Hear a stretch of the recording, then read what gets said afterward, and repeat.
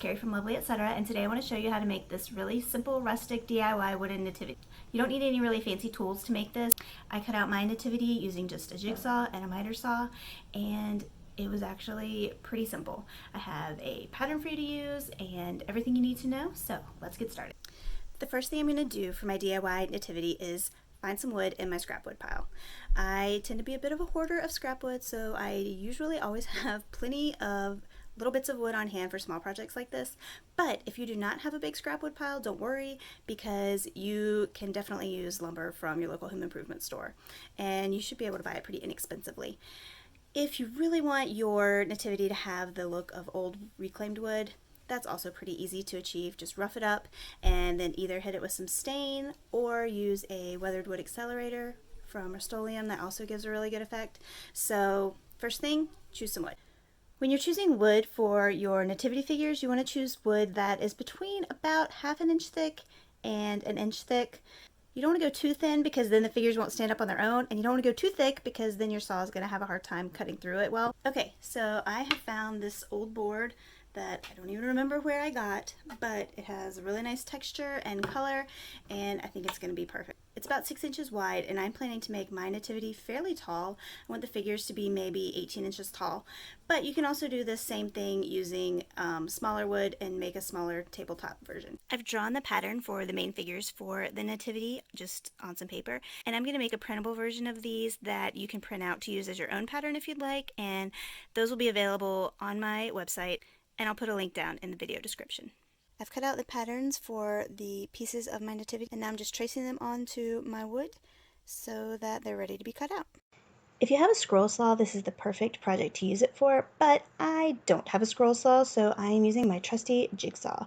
Of course, be sure to take proper safety precautions and wear eye protection. Cutting a shape like this with a jigsaw is pretty simple, but it does take a little bit of time. You can't just trace around the shape with your jigsaw the way you would with a pencil or a pair of scissors. In the straighter areas, like around Mary's back, you can pretty much just follow the curve with your jigsaw. But in the places where there's more intricate details, like around the face and the arm, you're going to need to make lots of small cuts, cutting in from the edges and cutting out pieces of excess wood as you go.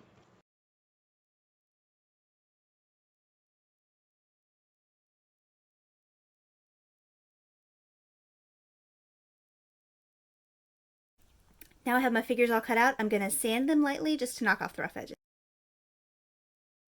I have my nativity figures cut out. Now it's time to make the stable. For the stable, I'm going to use a bunch of scrap pieces of 1 inch by 4 inch wood.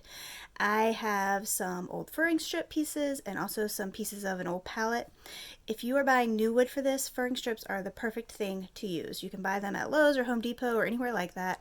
They're super cheap, and you can buy them in a few different sizes, including 1x4s. The thing that's great about furring strips, besides the fact they're super cheap, is that they're really roughly cut to be used usually places where nobody's ever going to see them, but they're perfect if you're trying to get kind of a reclaimed lumber look because the wood is usually really rough. I've even found some before that has a little bit of bark still on it, which is what I'm using today. Like this, it's perfect. Generally, when I'm building using furring strips, I'm trying to find the straightest, smoothest boards I can, but for a project like this where you want it to look rough, just grab the most textured piece you can find. Compared to cutting out the figures, cutting out the pieces for your stable is a piece of cake. You can just make your straight and angled cuts using a miter saw. You can find all of the measurements you need and detailed plans linked below in the video description. I constructed my stable using wood glue and finishing nails. If you have a nail gun, this is a great project to use it on, and it makes it go a lot faster, but if you don't, a hammer and finishing nails will also work just fine. You can just set your figures into place, or you can use a couple of nails to attach them to the stable. I ended up attaching mine because my kids stomping around the house kept knocking them over. I really love how this stable looks the same from both sides. It's perfect for any spot where you have a 360-degree view. But if you would prefer, you can put a backing on your stable so that the figures stand out a little bit more. So what do you think? With or without the backing? For me, I think it depends on where you're going to put it, but either way it looks nice. If you haven't, I would love for you to subscribe to my channel, Lovely Etc., where I share lots of inexpensive DIY projects for creating a home that you really love from the home that you already have.